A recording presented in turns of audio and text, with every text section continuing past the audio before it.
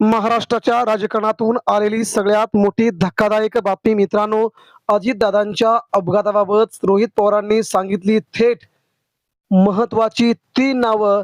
त्यांनीच अजित पवारांचा घात केला. नावांची यादीच ठेवली थेट रोहित पवारांनी समोर.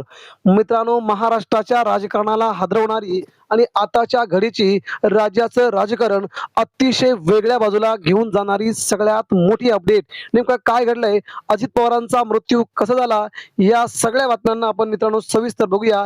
राज्याचं राजकारण, आदित्य ठाकरे यानंतर रोहित पवार यांनी प्रेस घेऊन नेमकं कसं वेगळ्या ट्रॅकवर घेऊन गेलंय? अजितदादांचा मृत्यू कसा झाला? कोण आहे जबाबदार? अजित पवारांचा घात कोणी केला? थेट 3 नावं रोहित पवारांनी मांडली. मित्रांनो, रोहित पवार यांना असलेले संशय असलेले प्रश्न सुरुवातीला आपण बघूया, त्यानंतर नावांची यादी. दादांचा दौरा बदलणं, विमानाची वेळ बदलणं, पायलट बदलणं, ह्या सगळ्या प्रश्नांची उत्तरं कोण देणार? असा प्रश्न रोहित पवार यांनी थेट थेट सरकारला विचारलाय. केंद्रीय विमान मंत्रालय अहवाल, एटीसी ट्रान्सक्रिप्ट मधील वेळेची विसंगती, या दोनही वेळा एकमेकांना जुळत नाहीत. मग एका मिनिटामध्ये अजित पवारांचं जेव्हा विमान लँडिंग होत होतं त्यावेळेस 1 मिनिट का ती मेमरी का नाहीये? असा सवाल अजित पवारांचे पुतणे असणारे रोहित पवार यांनी विचारलाय. फ्लाईट रडारचा 1 मिनिट आधी बंद पडलेला डेटा, फ्लाईटमध्ये जो डेटा असतो तो अपघात होण्याच्या आधी 1 मिनिट का बंद होता? असा देखील प्रश्न विचारलाय. दृश्यमानता कमी असताना विमान का उतरवलं गेलं? तिकडून सांगितलं होते की ते बारामतीला दृश्यमानता कमी आहे, तरी देखील मुंबईवरून विमान टेक ऑफ का केलं गेलं? असा प्रश्न रोहित पवारांनी विचारलाय. रनवे 11 वर विमान उतरवण्याचा 2 वेळेस आग्रह का केला? 29 रनवे 29 ही विमान लँडिंग करण्यासाठी अतिशय सुंदर, स्वच्छ आणि व्यवस्थित जागा असताना तुम्ही 11 वरच विमान लँडिंग करा असा आग्रह का धरला गेला? आधीच विमान कमी उंचीवर आणलं का गेलं? जर जेव्हा विमानाचं लँडिंग करायचंय तर ते आधी त्याच्या अगोदरच विमान मंदिराच्या कळसाला टेकेल एवढं खाली का आणलं गेलं होतं? असा प्रश्न देखील विचारला जातोय. शेवटच्या काही मिनिटावरती पायलट एकही शब्द का बोलला नाही? या रोहित पवारांच्या सगळ्या प्रश्नांनी मात्र आता कंपनीची त्रेधा तिरपी डोळली असून या सगळ्या प्रकरणाचा मला चौकशीमध्ये अहवाल पाहिजे, असं रोहित पवारांनी म्हटलंय. शेवटपर्यंत मी या प्रकरणाशी जाणार असून मी या प्रकरणाचा शेवटपर्यंत पाठपुरावा करणार असल्याचं रोहित पवारांनी म्हटलंय. आता बघूया नेमकी काय मागणी केली आणि कोण कोण आहेत ती नावं जी रोहित पवारांनी आता ती नावं मीडिया समोर जाहीर केली आहेत. मित्रांनो, जबरदस्त प्रेस घेत रोहित पवारांचा हा मास्टर स्ट्रोक राज्याच्या राजकारणातून सगळ्यात मोठी जी अपडेट आहे ती आता आपण बघूया. रोहित पवार यांनी अजित पवार यांचा अपघात नसून घातपात असल्याची शंका उपस्थित केली आहे. तसेच या घातपातासाठी जबाबदार कोण? असा देखील प्रश्न रोहित पवारांनी त्या कंपनीला विचारलाय.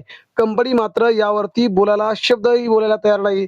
मात्र आता विमानतळाच्या जवळ अजित पवारांचा जिथे मृत्यू झाला त्या भागामध्ये नेमकं काय घडलं या अपघातावरती अनेक शंका उपस्थित केल्या आहेत.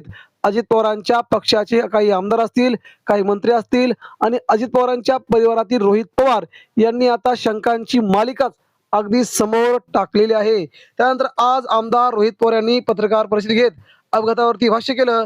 रोहित पवार यांनी हा अपघात नसून घातपात असल्याची शंका 100% खरी असल्याचं म्हटलंय. तसेच या घातपातासाठी जबाबदार कोण असू शकतं यावर रोहित पवार यांनी सगळ्यात मोठं भाष्य व्यक्त करत राज्याच्या राजकारणामध्ये त्या नेत्यांची नावं देखील सांगितली आहेत. रोहित पवारांनी थेट नावं घेतल्याने राजकीय खळबळ उडाली असून याबाबत सविस्तर माहिती आता आपण जाणून घेऊया.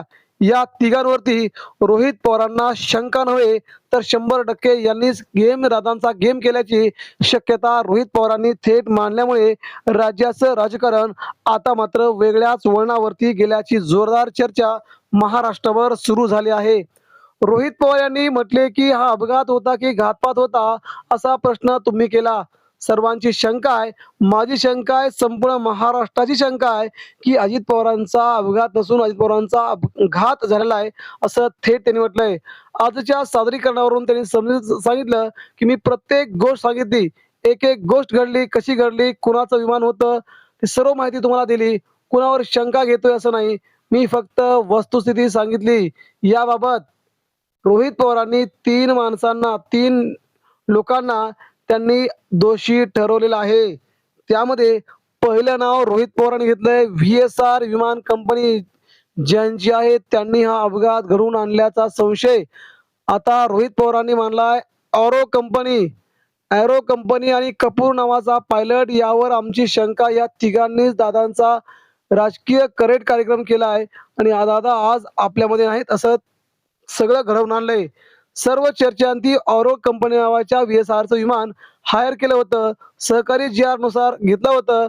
पवार नावाचा माणूस एरोचा हँडलर आहे. त्याने व्हिजिबिलिटी क्लिअर असल्याचं म्हटलंय. ही कंपनी बऱ्याच राज्यात काम करत आहे. या कंपनीचा राजकीय नेत्यांशी संपर्क असल्याचा दावा देखील या ठिकाणी रोहित पवार यांनी केला. आता ती कंपनी कोणती आणि कोण आहे तो व्यक्ती हे देखील आता बघूया आपण. पुढे बोलताना रोहित पवार यांनी म्हटले की डीसीसीवर विश्वास आहे. सरकारवर आरोप नाही, कुणावर आरोप नाही. अशा गोष्टी घडल्या असतील अशी शंका आहे. पोलिसांना एअरपोर्टवर परवानगी नसते. सीआयडी चौकशी करत नाही. त्यात एक्सपर्ट ओपिनियन हवं. त्यामुळे बाहेरच्या कंपन्या घ्या. तसेच ब्लॅक बॉक्समध्ये रेकॉर्डिंग संपूर्णपणे परिवारातील एका व्यक्तीला एक्सपर्ट बरोबर बघण्याची संधी द्या आणि त्या माहिती त्या ब्लॅक बॉक्समध्ये नेमकं काय दडलं गेलं होतं. नेमकं अजित पवारांना कोणी मुंबईहून पुण्याला यायला सांगितलं होतं. नेमकं अजित पवार त्या विमानात का बसले होते. गाडीने प्रवास करायचा असताना अजित पवारांना त्या विमानात बसायला कोणी सांगितलं. या सगळ्या प्रश्नांची उत्तर आता समोर येऊ लागलेत. ही सरकारला विनंती आहे की ही संपूर्ण केस सुप्रीम कोर्टामध्ये किंवा राज्य सरकारने हायकोर्टामध्ये निवृत्त सरन्यायाधीश किंवा निवृत्त न्यायाधीश यांच्याबरोबर चालवल्या घ्यावी. पण या टिपिकल घटनेबद्दल जे चांगलं काम करणार नाही, त्यांचं एक्सपर्टीज नाही, हृदयाचा आजार असेल तर महाराष्ट्राने सगळ्यांनी हृदयाच्या डॉक्टरकडे जावं लागतं, डोळ्याचं नाही. तसं आता विमान अपघात आहे, मग तो विमान चालवायला का दिलं असा प्रश्न थेट रोहित पवार यांनी विचारला आहे. पुढे बोलताना रोहित पवार यांनी म्हटलंय, काही प्रमाणात राजकीय दृष्टिकोनातून नाही, व्यावहारिक दृष्टिकोनातून काही गोष्टी दाबल्या जात आहेत. मुंबई एअरपोर्टचं सीसीटीव्ही फुटेज घेतलं नाही, बारामतीचं घेतलं. स्लो चौकशी सुरू आहे. प्रमुख नेता मृत्युमुखी पडतो. चौकशी संत होत असेल तर या चौकशीची गती नाही. त्यात मॅनिप्युलेशन केलं तर घातक होईल. व्ही-एस-आरच्या सर्व सर्व्हिसेस कॅन्सल करा. व्ही-आय-पीला धोका होऊ शकतो. सर्वांना ताब्यात घ्या.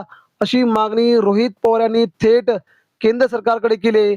आता अजितदादांच्या मृत्यूच्या नंतर रोहित पवारांनी जे मुद्दे मांडलेत याला सरकार, कंपनी आपली उत्तरं देणार का याकडे संबंध महाराष्ट्राचं लक्ष लागलंय.